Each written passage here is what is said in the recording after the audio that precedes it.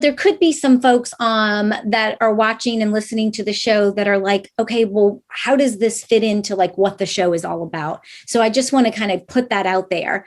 When I, started to get to know you and started to dig into your book, I was just blown away about how your story and the key topics that you're discussing are just like tons of metaphors for entrepreneurship. So there's a few things that I wrote down that I wanted to like talk about today. So let's just talk about, what do you mean by forget FOMO, which we all know, fear of missing out, right? And then what did you say? And then joy of being outside, JOBO. Yes, JOBO. Yeah. So joy of being outside. Tell us about that. Well, that was kind of just a weird afterthought. I was struggling to write a chapter about why the mental and the psychological benefits. And I don't know why FOMO got into my head. I guess I was on Facebook or something. And everybody, you get on Facebook and everybody's got FOMO to some extent. Right. Yep. So I in my bio somewhere, it says, I bring joy to the presentation because I'm a climber, and it's really a deeply emotional experience for me.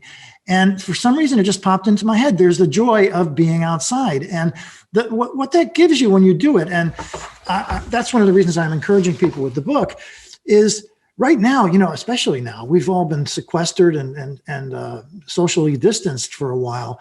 And I think there's a human need to be outside, not only, just out in your driveway, but certainly amongst nature in the woods. And you see this growing mindfulness movement. You see the forest bathing is becoming a thing, and it does improve your spirit. In fact, there's research that shows being outside raises your serotonin level. And as you know, serotonin is an antidepressant. So that's where the joy comes from. When you build into that, the exertion of hiking and climbing, and you achieve a goal, finish a trail, get to the top of something, there is a powerful feeling that comes over you that you've accomplished something. And that spills over into your everyday life. It gives you confidence. Yeah. And you gradually, in my case, you get to tolerate and be comfortable with risk. And I think that's a key issue for entrepreneurs. We're risk takers, right? Yeah. So the more comfortable you are with real risk, life-threatening risk, entrepreneurial risk doesn't seem so risky, actually. It's just, you get embarrassed or you lose money.